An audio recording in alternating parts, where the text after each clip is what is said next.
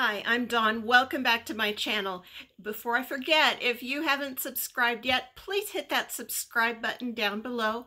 I do have a bunch of new subscribers and thank you so much for being here. Also, thank you to my subscribers that have been with me for a while. Today I wanted to come on and make a video. At the time I'm recording this, we are 1 week out from the election. And I recently did a video about being prepared for November and going forward. And I wanted to come on and do a part 2. There were a few more things that I thought about before or after I did that video. So again, I wanted to say, as I said in my previous video, that I don't mean to scare anyone. I don't mean to create any worry in your heart. This is just something that I kind of feel that I'd like to share with you in case you haven't thought about kind of just getting ready should there be any unrest following the election. I was watching my morning news this morning and they did mention that the police department, the local police department in Phoenix, is going to have as many extra officers on duty as they possibly can on election night and then, or day and night, and then the following day.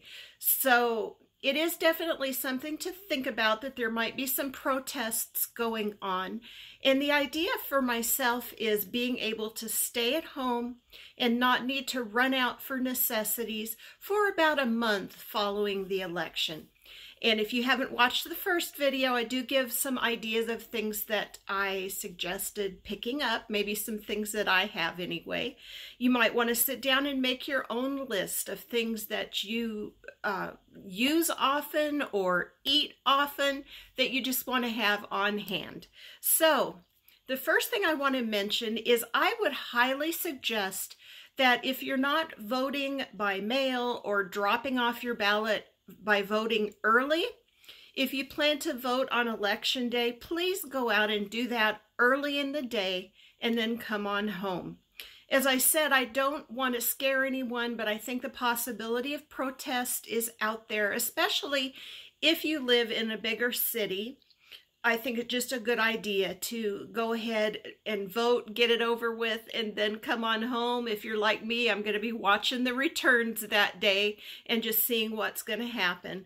So the next thing is, it might be a good idea to go out and gas up your car. I think this is something that's important day to day anyway, because you never know when you might need to jump in your car and go a distance, particularly if you live in a rural area like I do. I'll share with you that my husband and I kind of have an ongoing little thing, and my grown children tease us about it all the time. If I don't have more than a half a tank of gas in my car, I get nervous. I like to have my car full all the time. Now my husband, he runs it down until the little light comes on, and then he says, "Oh, I've got plenty of gas left in here to get where I need to go." And it makes me super nervous. So we kind of joke and battle about back and forth about that all the time. But it just might be a good idea to have a tank of gas, full tank of gas in your car, should you just going around and doing your errands after the election if you need to, not to have to stop and get gas and worry about that. The next thing is to maybe think about keeping your phones charged up. This is something, again, that I do all the time anyway. If I'm not using my phone, I usually have it plugged in, charged up, and then about midway through the day, I'll charge it up again, just because I like to have a full charge should I need to make calls or, again, jump out and go do something, that I don't have to worry about stopping and charging my phone. There has been, if you watch any being prepared type videos, there is some concern, especially in the bigger towns, about maybe some power outages. And I know if you happen to live in California with all of these wildfires going on, that you're probably aware of this anyway. But that's just a suggestion. That's me being a little worrywart, I'll admit. And I did give, like I said, I did give you a big old list of foods and things to have on hand, but I forgot about one of the most important foods. Well, not foods, but one of the most important things that I have to have in my life is my coffee. So I've added that to my list. We're going to do one more shopping run before next Tuesday. So that's on my list to make sure I get enough coffee to last me for a month. Boy, howdy, you don't want to be around me before I've had my coffee in the morning.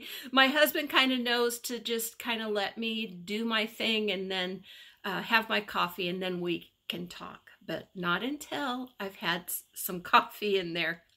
The last thing that I want to mention is that it might not hurt to have some cash on hand.